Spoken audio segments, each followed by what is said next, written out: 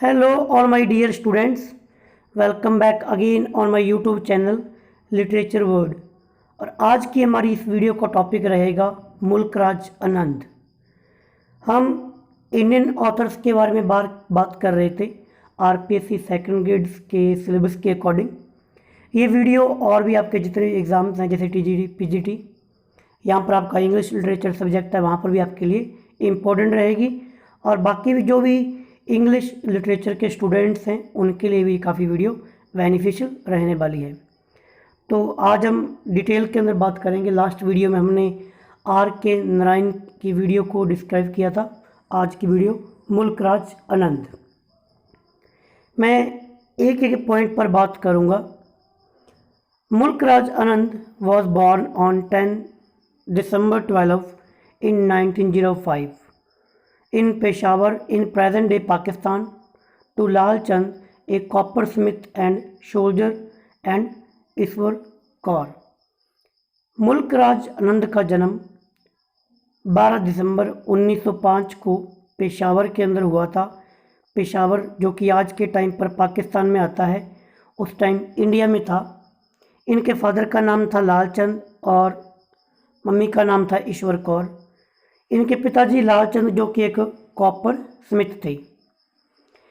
He went to Khalsa college Amritsar and then to university of Punjab from where he graduated in 1924। Punjab के अंदर जो district पड़ता है अमृतसर, श्री अमृतसर साहिब, वहाँ पर जो खालसा कॉलेज है वहाँ से इन्होंने अपनी स्टडी की। और इसके बाद में पंजाब यूनिवर्सिटी जो कि आज के टाइम चंडीगढ़ में पड़ती है, वहाँ से इन्होंने ग्रेजुएशन की 1924 में। While at the college he became involve in the non cooperational movement in 1921 and was imprison for a short while.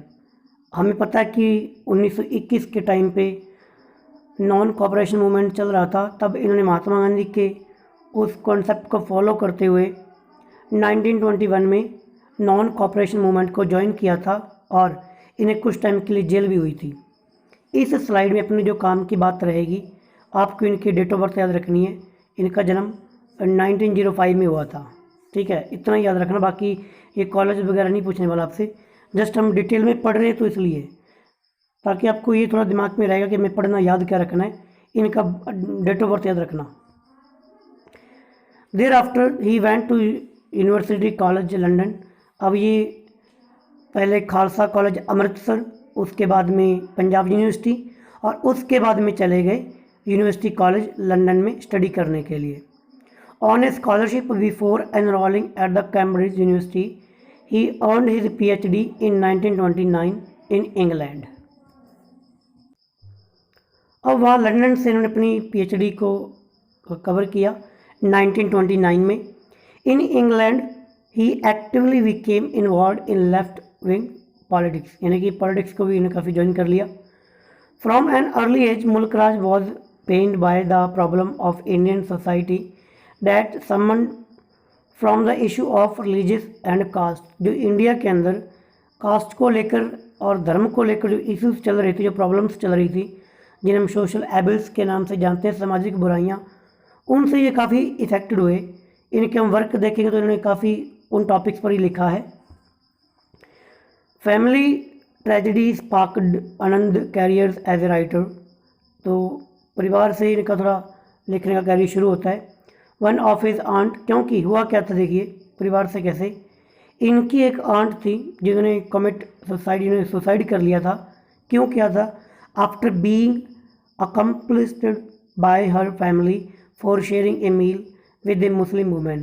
क्योंकि इनके परिवार में एक आंटी थी, उन्होंने किसी मुस्लिम महिला के साथ में खाना खा लिया था, मिल के खा लिया था।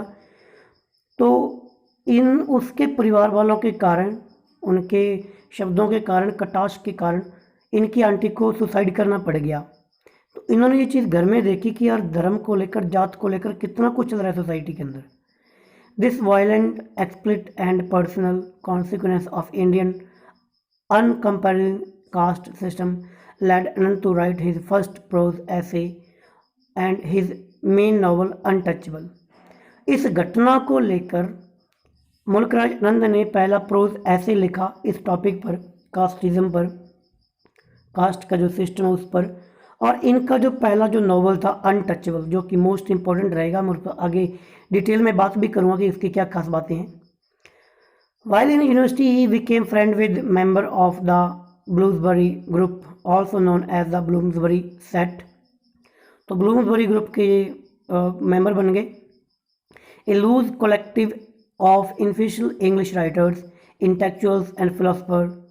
इस ग्रुप कैसा था, इसमें सारे के सारे आपके जो भी इंडियंस के इनफिशियल जो इंग्लिश राइटर्स थे उनका ये ग्रुप था।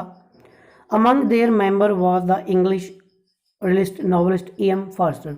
उसी ग्रुप के मेंबर थे E.M. Forster, who became a close friend of Anand. तो मुल्क राज आनंद जी के E.M. फॉर्स्टर काफ़ी क्लोज फ्रेंड बन गए। अब यहाँ से आपको बात नोट करनी है कि मुल्क राज आनंद का जो फर्स्ट नॉवल है अनटचेबल, उसका जो प्रीफेस लिखा है वो E.M. फॉर्स्टर ने लिखा है, मोस्ट इम्पॉर्टेंट। और इनका अनटचेबल नॉवल पहला नॉवल था। और इनके किस घटना को लेकर था मैंने आपको बता दिया कि इनकी आंटी को सुसाइड करना पड़ा वहाँ पर, ठीक है ना, उससे इनको दिमाग में वो आइडिया आया था। ड्यूरिंग द 1930s एंड 1940, तो 1930 और 1940 के दौरान ही वांट बिटवीन इंडिया, वो इंडिया में आए, and England penning propaganda on the behalf of Indians independence movement. इधर आपको देखा होगा 1930-1940 का जो मूवमेंट चल रहा है, भारत छोड़ो आंदोलन चल रहा था। Simultaneously, he supported movements for freedom around the world, most notably by the Spanish Civil War. He joined the International Brigade team in Spanish Civil War 1937. तो इन्होंने स्पेनिश सिविल वॉर के दौरान इन्होंने इंटरनेशनल ब्रिगेड टीम को भी join किया था Spanish civil war 1937 के दौरान। As a socialist, he wrote numerous articles and essays on the Marxism, fascism, Indian independence and other political issues. इन टॉपिक्स पर इन्होंने काफ़ी आर्टिकल्स लिखे। During world war second he worked as a script writer for the BBC in London. तो BBC के लिए as a script writer इन्होंने work किया during world war second London में।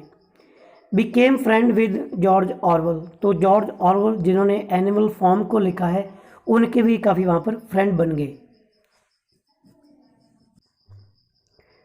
Then he met actress Katherine Van Gelder in London. अब तो वहाँ उसके बाद में ये एक्ट्रेस मिले थे कैथरीन वैन से, जो कि लंदन में, ठीक है। दे मैरिड इन 1938, तो उनसे इन्होंने शादी कर ली। एंड हैड ए डॉटर, तो उनसे एक उनको बेटी भी हुई। द मैरिज हाउएवर अनरिवेल्ड, यानी कि अनडन रही, उनसे डिवोर्स ले लिया। एंड ए कपल डिवोर्स इन 1948, यानी कि 10 साल बाद इन्होंने डिवोर्स ले लिया। इन 1950 में he married Shirin Vajifdar, a classical dancer. फिर उन्होंने एक क्लासिकल डांसर से शादी कर ली। He died of pneumonia. Pneumonia की थोड़ा स्पेलिंग ध्यान में रखना, क्योंकि हम इंग्लिश के एग्ज़ाम की प्रिपरेशंस कर रहे हैं, तो भाई वो स्पेलिंग एरर्स को पूछ लेता है काफ़ी बार, ठीक है। पुणे में इनकी डेथ हो गई इन इंडिया 2004 के अंदर at the age of 98।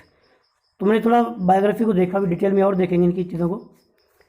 Literary works and achievements of मुल्क राज आनंद। इनके लिटरेरी अचीवमेंट्स क्या थी, इनके क्या क्या वर्क्स थे।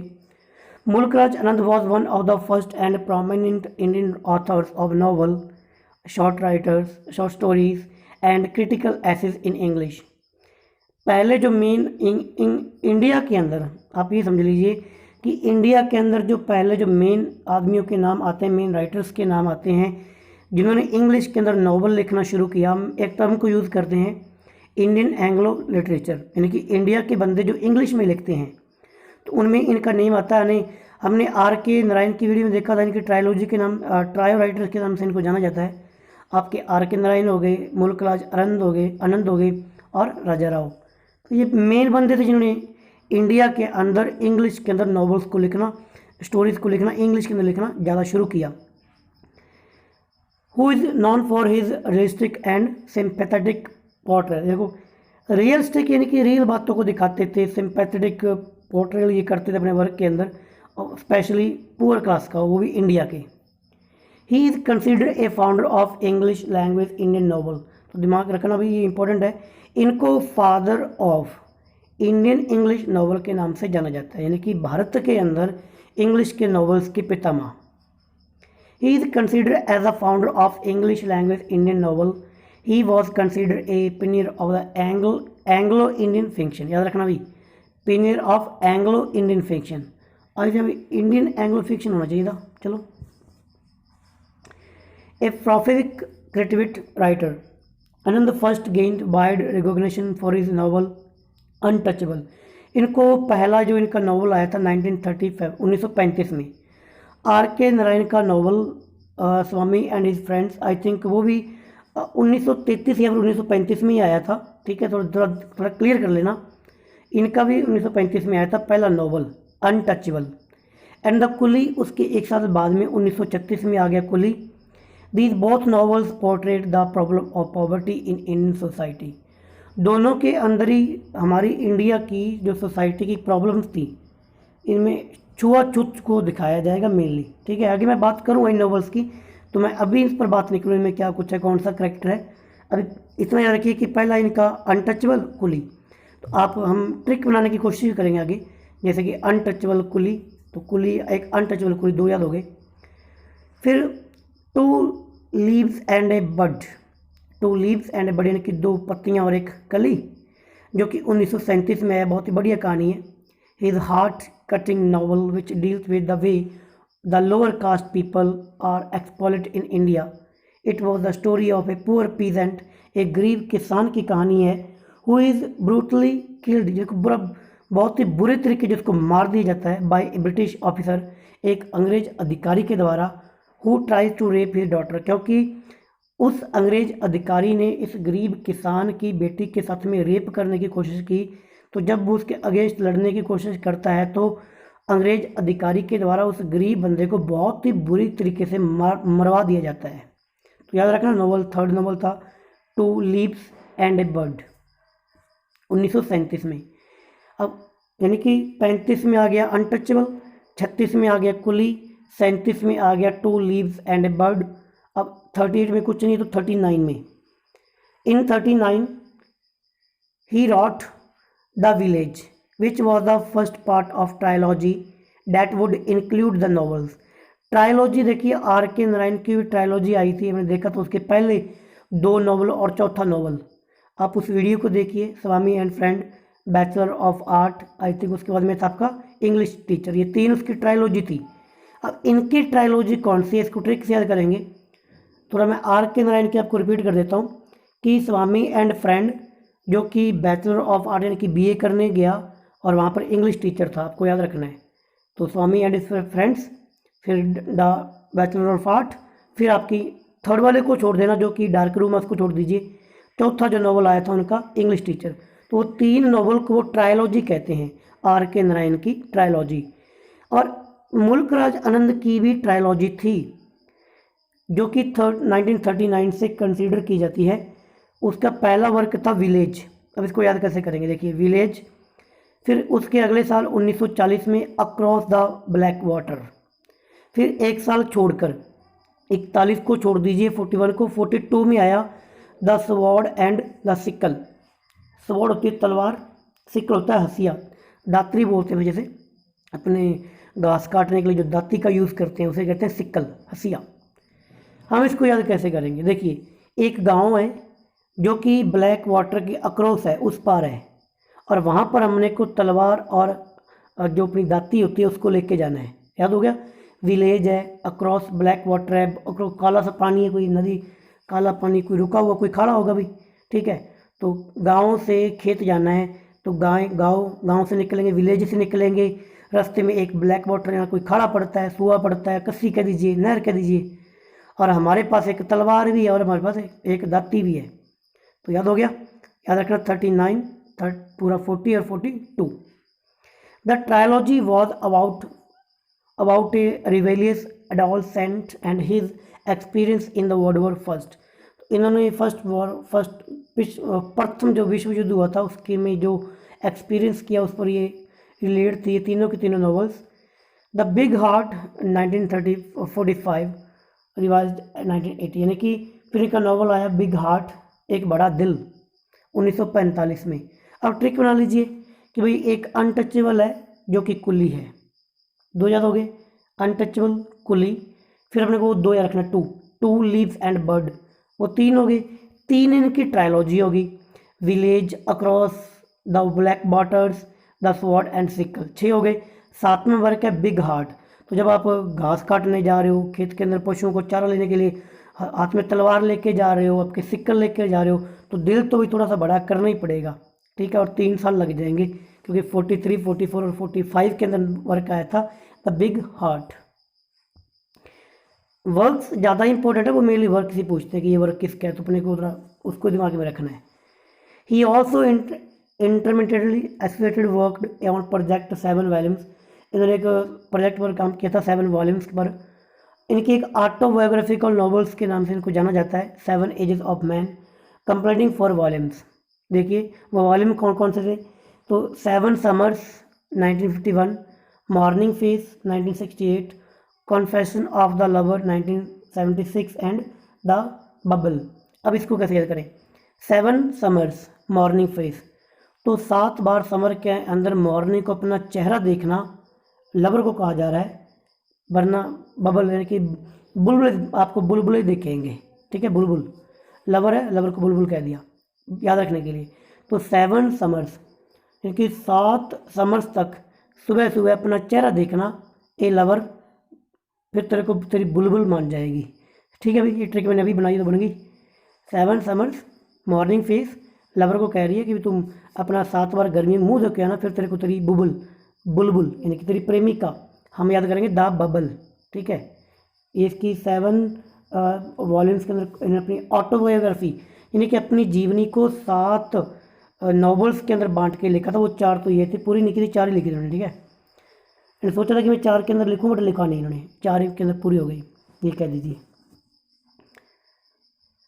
Anand wrote other novels and short stories collection and also and edited numbers, magazines and journals. He wrote a series of divides books on aspect of South Asian culture including.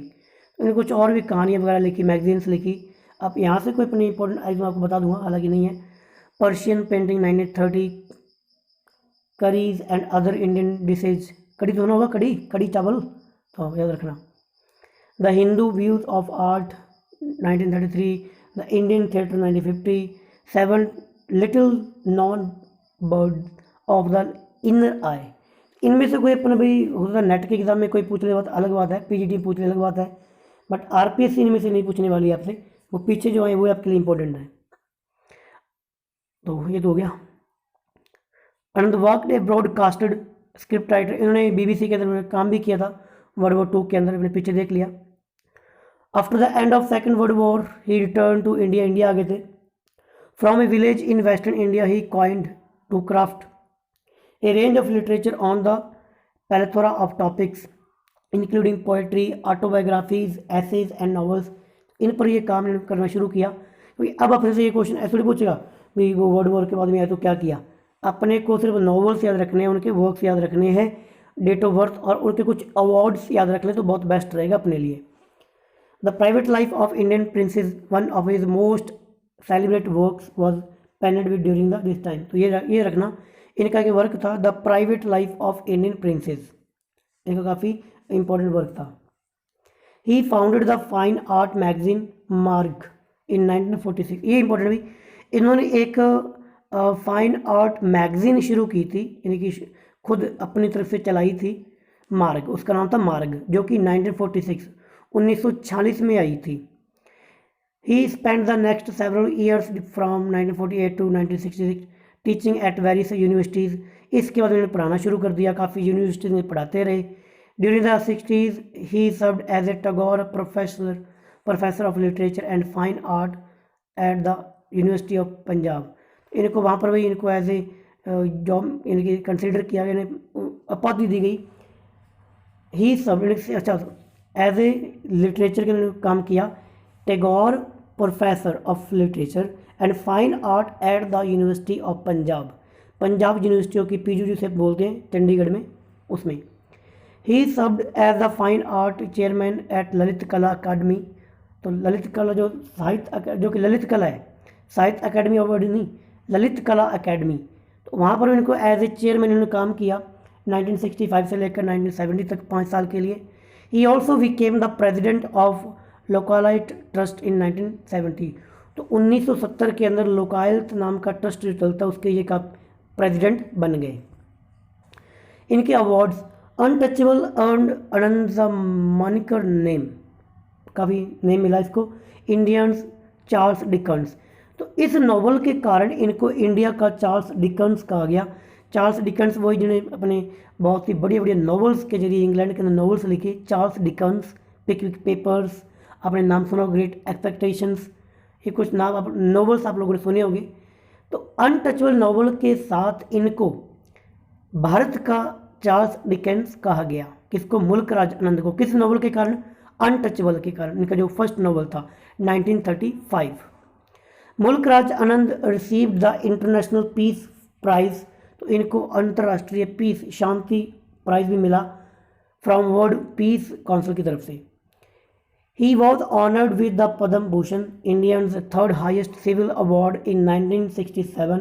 इनको Padma Bhushan third जो biggest award है, क्योंकि पद्म भूषण आता है, फिर पद्म विभूषण आता है और नंबर 1 पे आता है भारत रत्न।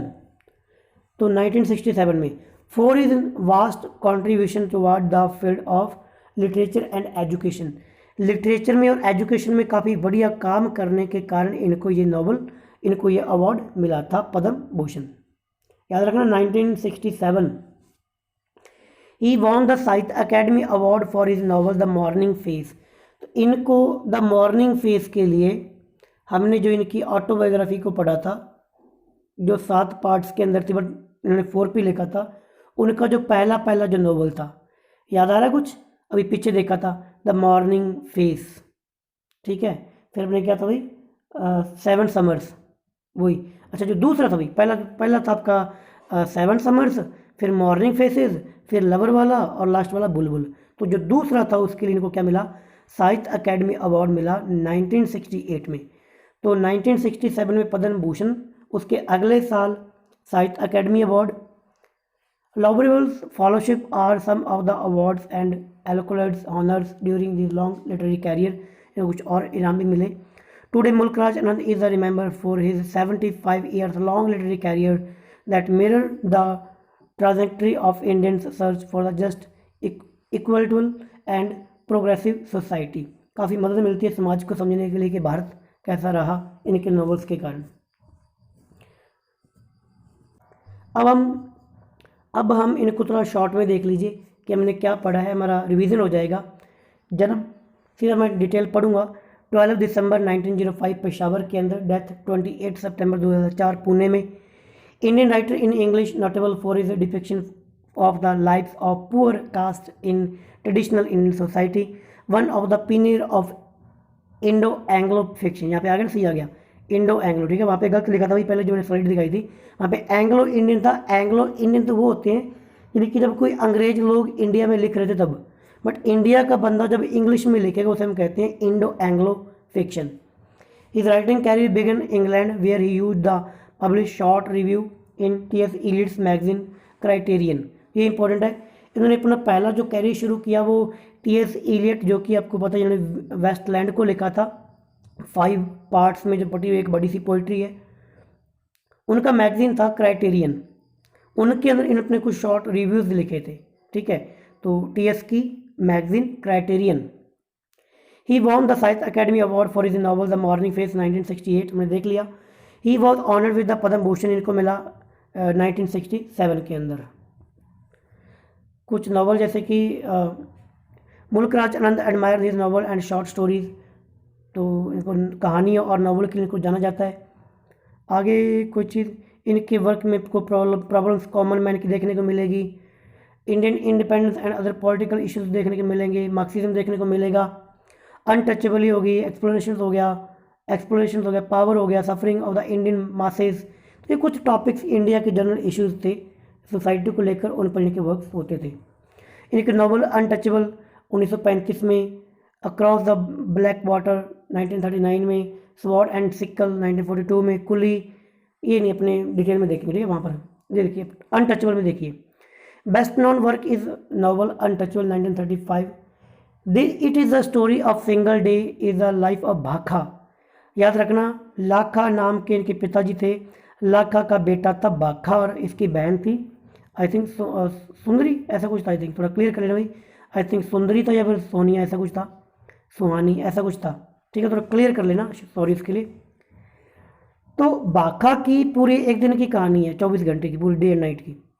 ये एक टॉयलेट क्लीनर, इनकी टॉयलेट्स को साफ करने का काम करता है। सफ़र फ्रॉम द, देखो मैं आपको बताता क्या होता है, ये भाखा नाम का जो बंदा है, ये बड़े कास्ट के जो लोग हैं, जो अमीर लोग हैं, उनकी टॉयलेट्स साफ़ करने का काम करता था, ठीक है। तो बड़े लोग ये मानते थे कि ये तो गरीब जनता है, ये तो गरीब लोग हैं, इनसे छूने से हमारा धर्म भ्रष्ट हो जाएगा। बट उसी गांव के अंदर जो मंदिर का पुजारी है, उसका मैं नाम भूल रहा हूँ, मेरे को नाम उसका भी नहीं याद आ रहा, पुजारी इसकी बहन के साथ रेप करने की कोशिश करता है। तो एक तरफ तो वो पुजारी जो हिंदू यानी कि एक धर्म को रिप्रेजेंट करता है, रेप करते टाइम तो उसको ये नहीं लगता कि मैं इसको छू रहा हूँ, उस लड़की को छूँगा तो भाई मेरा धर्म भ्रष्ट हो जाएगा, तब तो उनको धर्म नहीं नजर आता। बट नॉर्मली भाखा नाम से वो कहीं ऐसे टच भी हो जाए तो बड़ा ऐसे दिखाया गया कि भाई हमारा धर्म भ्रष्ट हो गया, इसकी पिटाई भी होती है, इसको लोग पीटते भी हैं, गालियाँ देते हैं, भी तू हमसे क्यों टकरा गया। बढ़िया कहानी है, अनटचेबल छुआछूत, भाखा नाम याद रखना। कुली इनका जो सेकंड नॉवल, तभी कुली नाम से ज़्यादा कुली की कहानी बताई गई, publish in 1936। The plot moves around the 40 years old boy Munnu. अब इस नॉवल के अंदर 14 साल के मुन्नू की कहानी बताई गई है। वहाँ पर भाखा था, यहाँ पर मुन्नू है। As a victim of the exploitative system his account life is, इसको भी ये ना वहाँ असम के अंदर जाएगा, वहाँ पर चाय के बागानों में काम करता है, वहाँ पर उनकी जो रेडी होती है उसको ढोने का काम करता है, वहाँ पर इसकी डेथ हो जाती है, ठीक है, वर्क करते करते। मुल्क राज आनंद एंड हिज नॉवेल्स, आपने कुछ देख ली भी, आप यहाँ पे इसको स्लाइड को स्टॉप करके देख सकते हो क्योंकि मैंने सारी चीज़ें पीछे पढ़ दी, ये सारी चीज़ें पढ़ दी जिन्हें आप देख सकते हो। कुली नॉवल हो गया, अनटचेबल हो गया, टू लीव्स एंड बर्ड्स का हो गया। अब कुछ क्वेश्चंस ले लेते हैं। हु वॉज मुल्क Raj Anand? Mulk Raj Anand was the prominent Indian author of novels, short stories and critical essays in English, who is known for his realistic and sympathetic portrayal of the poor in India. Which was the first novel of Mulk Raj Anand? His first novel, Untouchable, published in 1935, was an account of the day-to-day life of a untouchable whose name was Bakha. When was Mulk Raj Anand awarded with Padma Bhushan? In the year 1968. When was Anand award, साहित्य Akademi award? तो साहित्य Akademi award इनको मिला था 1971। What was the writing style of Mulk Raj Anand? His writings are rich with the realistic and touching portrayal of the problems of common man, often written with heart-wrenching clarity. Mulk Raj Anand was much too familiar with the problems of poorer sections himself. Notable novels, अब देखिए यहाँ से, अब इनको trick से याद करने की मैं दोबारा आपको दोहराता हूँ। अनटचेबल एक कुली है, ठीक है, अब अनटचेबल है एक कुली है, फिर आएगा two leaves and birds. But untouchable एक कुली है बट वो दो जने हैं, ठीक है, यहाँ से तीन याद हो गए। फिर इसकी ट्रायोलॉजी को याद रखना है कि हमें विलेज में जाना है जो कि अक्रॉस द ब्लैक वाटर्स है, और हमको एक स्वॉर्ड और सिक्कल साथ में लेके जानी है और दिल को बड़ा रखना है, ठीक है। यहाँ तक अपने 7 हो गए। द लॉस्ट चाइल्ड, आप लोगों ने 9th क्लास का सिलेबस देख लीजिए, और NCERT की किताब के अंदर जो इंग्लिश की बुक है उसका पहला चैप्टर आई थिंक यही है, द लॉस्ट चाइल्ड, क्योंकि मैं खुद पढ़ा चुका हूँ इसको। द लॉस्ट चाइल्ड, वो बच्चा जो मेले के अंदर गुम हो जाता है, वही कहानी है द लॉस्ट चाइल्ड की, ठीक है, कहानी है। The private life of Indian princess, क्योंकि ये इंपॉर्टेंट तो लिख दिया, द रोड, ठीक है, ये जो मोस्ट नोबल उनके बारे में बात की गई है। इन्होंने ऑटोबायोग्राफीज को लिखा है 7 समर्स के नाम से 1951 में। उसके पार्ट कौन कौन से थे मैंने बताया था कि 7 समर्स, फिर मॉर्निंग फेस, उसके बाद में लवर और फिर वो बबल वाला। इसमें जो मॉर्निंग फेस है उसको साहित्य अकेडमी अवार्ड मिला था। कब मिला था भाई? आई थिंक जो पीछे देखा था 1971, क्योंकि 68 में वर्क आया था तो उसके 3 साल बाद। Best literature award in India, conversations of Bloomsbury, ये भी इनका वर्क, कभी इनकी ऑटोबायोग्राफी है, ब्लूम्सबरी 1981। तो ये था भाई अपने मुल्क राज आनंद के बारे में। वीडियो को देखा, 30 मिनट की वीडियो हो चुकी है। अब आगे की वीडियो के अंदर हम आगे के जो राइटर्स को उसको कवर करेंगे। आपको पढ़ाने का तरीका मैं कोशिश करूँगा कि ट्रिक्स से वर्क को याद रख लें, क्योंकि वर्क से ज़्यादा पूछे जाते हैं। जो भी कमी आपको लगती है आप कमेंट बॉक्स सेक्शन में लिख सकते हो, नो प्रॉब्लम। वीडियो अच्छी लगी हो तो शेयर भी कर सकते हो, लाइक कर सकते हो। अदरवाइज आपने देखा है इतना ही काफ़ी है। मिलेंगे नेक्स्ट वीडियो में। Thank you, bye, take care.